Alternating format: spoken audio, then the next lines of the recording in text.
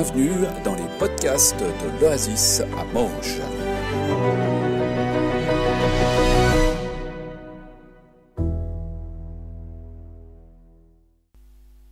C'est vrai que se rappeler de Pâques ou vivre ce temps de Pâques ensemble, c'est se rappeler finalement que, premièrement, Jésus est ressuscité. On l'a dit, on le redit, mais je crois que c'est une réalité qui est quand même complexe à intégrer. Mais il est ressuscité, vraiment ressuscité. La mort a perdu. Et je trouve intéressant de se rappeler que la mort a perdu, que Satan a été vaincu. Dans Apocalypse 12, les versets 7 à 11, il nous dit ceci. Une bataille s'engagea dans les cieux. Michel et ses anges combattirent le dragon, et celui-ci combattit contre eux avec ses anges. Mais le dragon fut vaincu, et ses anges et lui furent chassés des cieux. L'énorme dragon fut jeté dehors. C'est lui le serpent ancien appelé Diable et Satan, qui trompe le monde entier. Il fut jeté sur la terre et ses anges avec lui. Puis j'ai entendu une voix forte dans les cieux qui disait « C'est le temps du salut, de la puissance et du règne de notre Dieu. Maintenant, l'autorité est entre les mains de son Christ, car il a été jeté dehors, l'accusateur de nos frères et de nos sœurs, celui qui les accusait jour et nuit devant notre Dieu. Mais nos frères et sœurs ont remporté la victoire sur lui par le sang de l'agneau et par les paroles dont ils ont témoigné. Magnifique ce texte, non ? Il nous rappelle un peu la réalité, finalement, spirituelle de ce qui s'est passé à la croix, de ce qui a été vaincu par l'ennemi, l'ennemi qui a été vaincu, qui a été chassé de la présence de Dieu.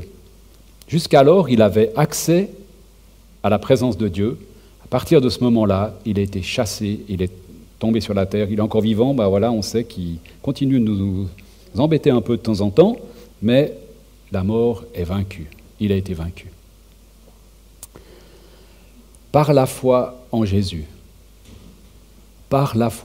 nous dit ce texte, par la foi en cette résurrection, nous sommes rendus justes en Jésus-Christ. Je crois qu'il ne faut jamais oublier le « en Jésus-Christ ». Pour l'instant, on est encore dans cette perspective-là, et je crois qu'on le restera pour l'éternité. En Christ, on est juste et justifié. On va prendre un texte dans les Romains 3, qui nous dit ceci. « Mais maintenant, Dieu nous a montré comment il nous rend justes devant lui. » Comment est-ce qu'il nous rend justes devant lui ?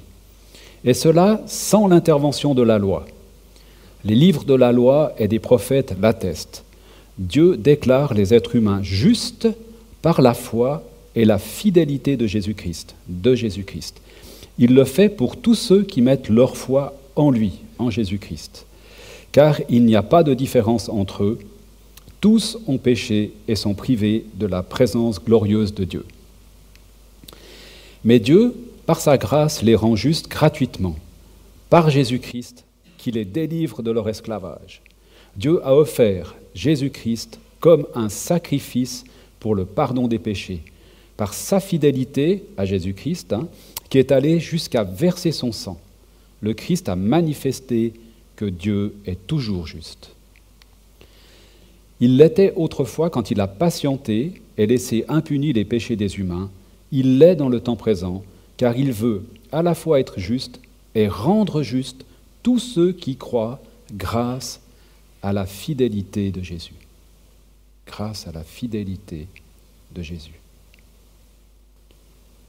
La grâce. J'ai relu il y a quelques jours une partie du livre de Dietrich Bonhoeffer, vous connaissez peut-être, Vivre en disciple, le prix de la grâce. Quand on parle de la grâce, on dit toujours que c'est gratuit. Alors, c'est intéressant parce qu'il fait une différence entre la grâce à bon marché et la grâce qui coûte. Alors, on va juste faire un tout petit tour là autour. D'abord, la grâce à bon marché. Il dit c'est comme une facture qui est payée à l'avance et pour toujours. Donc finalement, il n'y a rien besoin de faire. De toute façon, c'est payé. Donc, il n'y a pas de souci, quoi. Il dit que la grâce à bon marché, c'est une doctrine, en fait. Le pardon comme une vérité universelle. Le pardon, c'est donné, tout le monde est pardonné, alléluia, gloire à Dieu. il dit que c'est l'amour plutôt comme une idée, voyez, une idée comme ça. Il y a une idée que Dieu aime, hein, il nous aime. Et puis, et ça j'ai trouvé intéressant, je crois que c'est marqué là, voilà, oui, il dit, c'est comme un voile pour couvrir le péché. La grâce à bon marché, c'est comme un voile qu'on poserait comme ça on ne voit plus en fait, hein, on ne voit pas sous le tapis en fait. Hein. Pas besoin de repentance, pas besoin de désirer d'être libéré, c'est presque nier la venue de Jésus-Christ. C'est la justification, et ça j'ai trouvé très fort, du péché au lieu du pécheur. Et tout à l'heure, quelqu'un a prié en disant hein, je suis justifié en tant que pécheur, en fait. Hein, et ce n'est pas le péché qui est justifié, mais le pécheur qui est justifié. En fait, comme si la grâce faisait tout toute seule. En fait. Il n'y avait rien, un peu un truc magique comme ça. Hein. Il y a la grâce de Dieu dans le monde, et puis c'est tout bon, quoi. Et puis à ça, donc le pardon est au rabais, en fait, hein, la consolation aussi, finalement, parce que, voilà, c'est un peu un truc comme ça qui plane dans l'air. Et puis à ça, il oppose la grâce qui coûte. Alors la grâce qui coûte, il dit, c'est comme le trésor caché, hein, ou la perle, vous savez, de grand prix. Celui qui découvre cette perle, il vend tout ce qu'il a, il le vend pour acheter cette perle. Celui qui découvre le trésor dans le champ, il vend tout ce qu'il a pour acheter ce champ, parce que dans ce champ, il sait qu'il y a le trésor, un trésor inestimable. Ça coûte quelque chose. La grâce qui coûte, c'est la royauté de Jésus-Christ. Il y a un roi. Ah, pardon. Ah, c'était déjà venu, pardon. Excusez. Pour une fois, j'ai aussi le droit de me tromper, ou bien? Merci. Ça, c'est la grâce aussi. Mais heureusement, merci. Voilà. Donc, la royauté de Christ, et la royauté de Christ, ça implique qu'il y ait un roi dans le royaume auquel on appartient. Et quand il y a un roi, en fait, c'est un peu lui qui dirige d'habitude. D'accord avec ça, bien. Donc ça coûte quelque chose d'obéir, de se soumettre à un roi, en fait. Hein. Et puis ça coûte quelque chose dans le sens de l'appel de Jésus. Jésus nous dit « Viens et suis-moi. Marche avec moi. Je vais te conduire auprès du Père. » Ça coûte quelque chose de marcher à la suite de Jésus. Devenir disciple de Jésus. Et Matthieu 28, il nous dit quand même ceci, hein, c'est Jésus qui nous parle et qui dit « Venez à moi, vous tous qui êtes fatigués de porter un lourd fardeau, et je vous donnerai le repos. Prenez sur vous mon joug et laissez-moi vous instruire. Je suis doux et humble de cœur, et vous trouverez le repos pour tout votre être. Le joug que je vous invite à prendre est bienfaisant, le fardeau que je vous propose est léger. » Ça, c'est à la suite de Jésus-Christ. Le coût, oui, mais finalement léger, en fait, acceptable. Croire pour... Oui, il a dit un truc qui... Ouais, enfin, ça, allez, je saute ça. Et puis, je voulais en venir aussi à la valeur, en fait. Il y a un coût. Hein, En fait, on a tous une grande valeur pour Dieu. Tous une grande valeur pour Dieu. La vie de son Fils, Jésus, n'était pas trop cher payée pour moi, pour toi.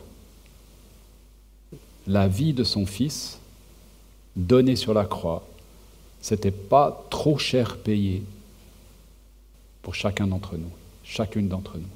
Je ne sais pas si on arrive à intégrer, en fait, sans culpabilité, le fait du prix que ça a coûté pour nous racheter, en fait.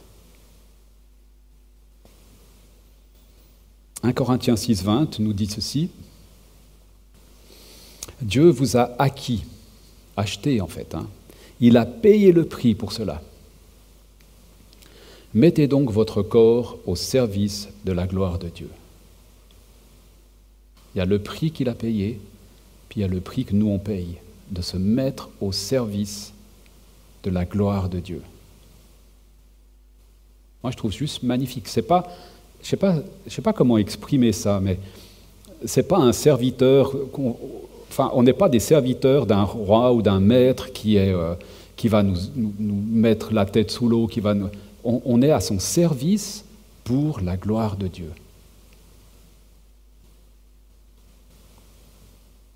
s'offrir soi-même à Jésus-Christ. Il y a un psaume, un bout d'un psaume, 51, 19, qu'on peut lire ensemble, qui dit ceci, hein, mon Dieu, le sacrifice que je t'offre, c'est moi-même avec mon orgueil brisé. Mon Dieu, ne refuse pas mon cœur complètement brisé. Ça a été écrit bien avant la venue de Jésus. Hein.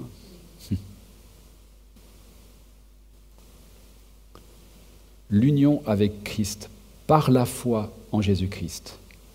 Et c'est vrai qu'il y a un chemin, en fait. Hein. Il y a un chemin de la grâce qui coûte, il y a le chemin de reconnaître avec authenticité que notre vie était séparée de Dieu, en fait. Qu'on a vécu à côté de la plaque, si je peux me permettre ce terme. Hein. Il y a ce chemin de repentance. Il y a ce chemin de pardon qu'on adresse à Dieu, mais qu'on reçoit aussi. Réconciliation avec Dieu en Jésus-Christ. Il y a ce qu'on appelle la conversion, hein, et puis le baptême en est le signe visible.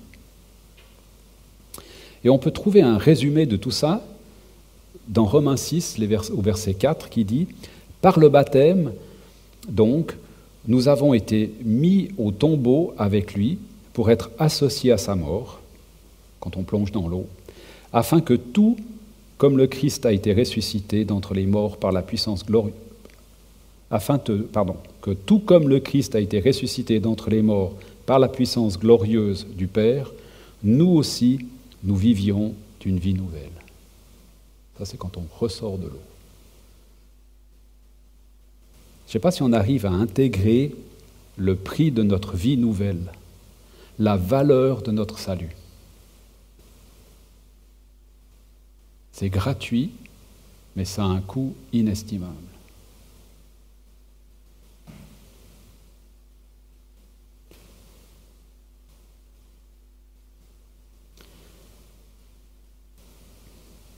Alors le pardon et la grâce, des fois ça nous dérange. Bah oui, ça dérange, parce qu'on voudrait un peu payer une partie de ça. Hein. On aimerait bien pouvoir monnayer un peu le truc, quoi. Voyez ?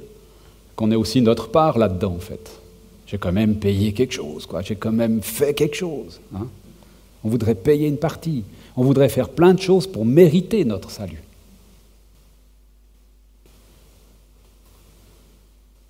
Mais ça serait tuer la grâce, en fait. Ça serait refuser l'offre de Jésus. Et je crois que c'est vraiment impossible d'acheter notre salut, parce que c'est justement la grâce, en fait, qui nous fait. Et puis la grâce, ça nous dérange un peu parce que ça nous engage. Ça nous engage à quelque chose. Hein. À suivre Jésus, comme il nous le dit, hein, viens, suis-moi, quoi. Hein. Parce qu'il a donné sa vie pour moi. Il m'a acquis à un grand prix. Ça engage à servir Jésus parce qu'il s'est donné sur la croix pour moi. Mais voyez, c'est parce que, c'est pas pour mériter mon salut que je fais quelque chose, mais c'est plutôt la conséquence. Parce que Jésus a donné sa vie pour moi, parce qu'il m'appelle à le suivre, c'est pour cela que je vais faire quelque chose. Mais ce n'est pas pour acheter mon salut. Ce n'est pas pour mériter quelque chose. Hein. Romains 6, au verset 11, il nous dit « De même, vous aussi, considérez-vous comme morts au péché et comme vivants pour Dieu dans l'union avec Jésus-Christ. » On est vivant pour Dieu en Christ. Et puis 2 versets plus loin, verset 13, il nous dit « Ne mettez plus vos bras et vos jambes au service du péché comme instruments du mal. Au contraire, offrez-vous à Dieu comme des êtres revenus de la mort à la vie et mettez-vous tout entier à son service comme instrument pour établir ce qui est juste. »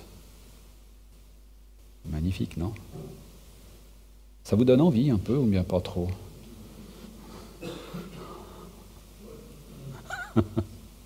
Je suis embêtant, hein. Ben, en fait, je suis payé pour, en fait, mais ça me convient parfaitement. Mais je me mets au même étage que vous inquiétez pas, quoi. La résurrection ouvre un nouveau chemin de vie. Et ça, je trouve, c'est juste magnifique, quoi. Parce qu'il y a cette résurrection, il y a un nouveau chemin de vie qui s'ouvre pour nous. Une vie de disciples en chemin. On est sur le chemin, la vérité et la vie de Christ, en fait. On est en chemin avec Christ. Il nous conduit dans les bras du Père. Il ne nous conduit pas n'importe où. L'objectif, ce n'est pas Christ, en fait, parce que Christ, il nous dit, suis-moi, en fait. Il ne nous dit pas, voilà, on est arrivé, tout est beau, tout est fini. Non, suis-moi maintenant, avançons, on va vers les bras du Père. Nul ne vient au Père que par moi, dit Jésus. Et vivre dans la présence de Dieu. Jésus nous prépare une place, ça c'est pour l'éternité, mais il nous prépare une place dans la maison de son Père. On aura tous une place, une belle place, la meilleure. Tous la meilleure place. Je ne sais pas comment il va faire, mais ça va jouer. Dans Apocalypse 21, j'ai commencé avec Apocalypse et je finis un peu avec Apocalypse, il nous dit ceci, « Je vis la ville sainte, la nouvelle Jérusalem, qui descendait des cieux, envoyée par Dieu, prête comme une épouse qui s'est fait belle pour son mari. J'entendis une voix forte qui venait du trône et disait « Voici la demeure de Dieu est parmi les êtres vivants, parmi les êtres humains. Il demeurera avec eux et ils seront ses peuples. Dieu lui-même sera avec eux, il sera leur Dieu. » La présence de Dieu au milieu de nous, au milieu des humains. Il lui essuiera toute larme de leurs yeux. Il n'y aura plus de mort. Il n'y aura plus ni deuil, ni lamentation, ni douleur. Les choses anciennes ont disparu. Et c'est intéressant, c'est les choses anciennes ont disparu. Ce n'est pas elles auront disparu. Il y a déjà une réalité pour aujourd'hui, en fait, de ce texte. Même si c'est partiel, même si c'est encore à venir pleinement, mais il y a déjà une réalité. Il y a déjà quelque chose qu'on peut vivre de cette réalité-là aujourd'hui en Christ, dans sa présence. Alors, pour conclure, Pâques, c'est mort et résurrection de Jésus. C'est tout à nouveau réaliser le prix de la grâce. On a l'occasion de se réapproprier ce que ça a coûté à Dieu qu'on soit dans sa présence ce matin ensemble. Le prix de notre salut, la vie de Jésus donnée sur la croix. Et puis, ça coûte quelque chose, c'est notre parcours de vie avec Christ. Croire que Jésus est le Fils de Dieu. C'est la mort à notre vie 100% humaine pour entrer dans une vie à la fois 100% humaine, comme Christ, et à la fois 100% dans le royaume de Dieu, sans être schizophrène. Viens et suis-moi. Viens et suis-moi, nous dit Jésus. C'est l'espérance pour aujourd'hui, être et faire ce que Jésus a fait. Entre le suivant, c'est ce qu'on est appelé à faire, en fait. Parce que Jésus m'appelle à le suivre, parce qu'il nous conduit auprès du Père. Et puis c'est aussi l'espérance pour demain, où toutes choses sont nouvelles, où seront complètement, vraiment renouvelées, où la mort aura disparu, où on vivra pleinement dans la présence de Dieu, même si on peut la vivre déjà aussi partiellement aujourd'hui. Je vous invite à la prière. Père, on veut être tellement reconnaissant de ton amour, en fait. Parce que tu nous as tellement aimés que tu as donné Jésus-Christ. Tu nous as tellement aimés que tu as permis que Christ meure sur la croix. Et puis tu l'as tellement aimé, tu as tellement aimé finalement ton Fils qui était juste à 100%, que la mort n'a pas pu le retenir et qu'il est ressuscité. Et qu'on peut se tenir aujourd'hui dans cette position d'espérance et de vivre déjà ces belles choses que tu nous promets dans notre quotidien, en sachant que tu es là tous les jours avec nous, comme il a été dit, que tu intercèdes pour nous, que tu es auprès du Père, et que tu nous ouvres un chemin qui va faire qu'un jour, on sera vers toi dans la présence bienfaisante du Père, qui sera au milieu de nous, et qui va habiter au milieu de l'humanité. Et je crois que cette réalité-là, Seigneur, on n'arrive pas encore complètement à l'intégrer, mais par la foi, dans cette espérance, on veut déjà te louer, te bénir, et que notre chemin à ta suite soit vraiment dans cette perspective de te glorifier, Seigneur. Dans ton nom, Jésus-Christ. Amen. Amen.